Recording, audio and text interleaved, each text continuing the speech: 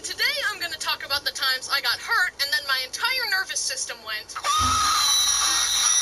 Luckily, I've never broken a bone, though. Wow, Bryson, you've never broken a bone? Your pain is irrelevant, you stupid idiot. Although I've never broken a bone, I've still experienced a wide range of physical pain. For example, one time I was holding a big PVC pipe and I threw it on the ground and it ricocheted back and hit my funny bone at Mach 10. It felt like an electrical fire on my arm. I hereby vote for the removal of funny bones from the human body because all it causes is pain. On second thought, why not remove all bones? Can't break what isn't there. Another time I fell down face first while snowboarding and I scorpioned so hard that the bottom of my snowboard hit the back of my head. See that? Your back isn't supposed to do that. That causes a lot of ouchy feelings. Oh, my back! Now let's move on to the big ones. The ones that reminded me of my mortality. The ones where life went, this kid has had it too good for too long. Time to remind him who's in charge. Okay, number one. I was sitting on top of my bunk bed zoning out when my mom called me. I decided that to save time, I would forego using the ladder and just jump off the top bunk. Little did I know the fan was going at top speed. It was so fast that I didn't even see it. So I jumped and... It happened so fast that I didn't even feel it at first, but I reached up to check the damage and then I saw the blood. Mom! What's up, honey? I'm losing blood at an alarming rate and would be most grateful if you, my caregiver and guardian, would transport me to the hospital to help heal the wound so that I can continue this mortal journey rather than ending it prematurely due to loss of blood. Nah, I'm kidding. What I actually said was... This other time, me and my brothers were bonding with Dad. How? Dad would pull down the basketball hoop, let one of us grab on, and then he'd let go and it would slingshot us into the air. Obviously. Anyway, I could see my brothers doing it and I wanted to turn.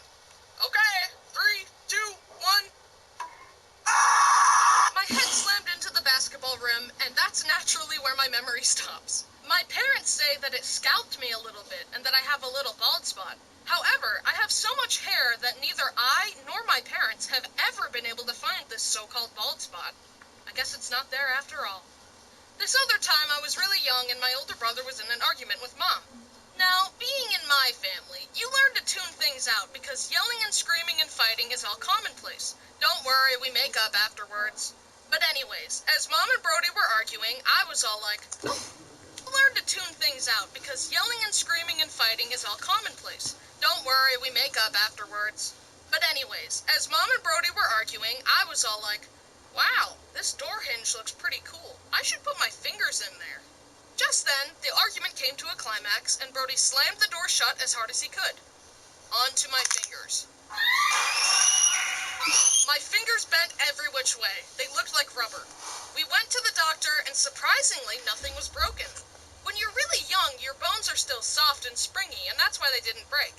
Also, that's why some babies need to wear helmets, because otherwise, you might accidentally sculpt their soft head into a cone, like this.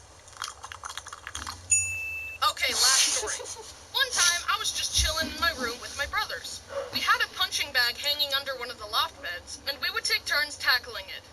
It was my turn, and the punching bag was swinging, but I was too young to understand how momentum worked. So I dove for it, it swung out of the way, and my face slammed into the wall. I was taken to the hospital, and as my mom tells me, the doctors had to clean the wound, but I wouldn't let them for some reason. So they put me in a straitjacket, and I screamed, "Stop touching me! Stop touching me! Do you speak English? Stop touching me!" And then they hit me with that good sleep juice. I'm tired. Anyway, I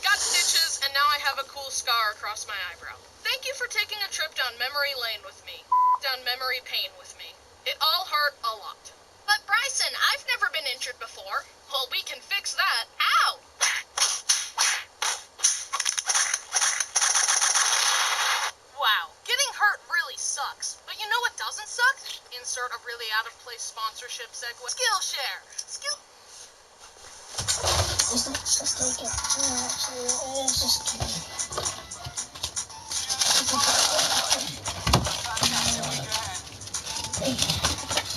Oh, not us. Sorry.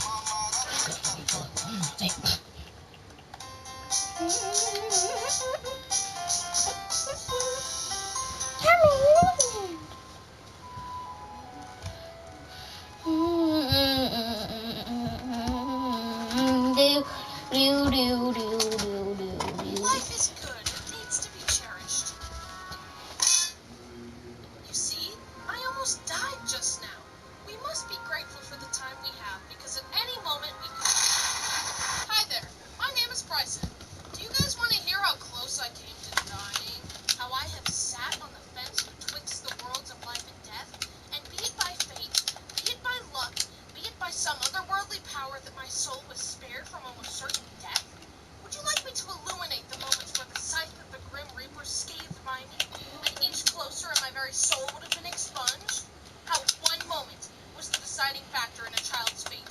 To be or not to be was held in the balance of a single, fleeting moment, and should one misstep be taken, the scale would tip towards not to be. Did I survive because I was lucky, because a fluke prevented my life from going out in an indifferent universe, or was it because I was protected by some guardian angel? Luck or fate, it's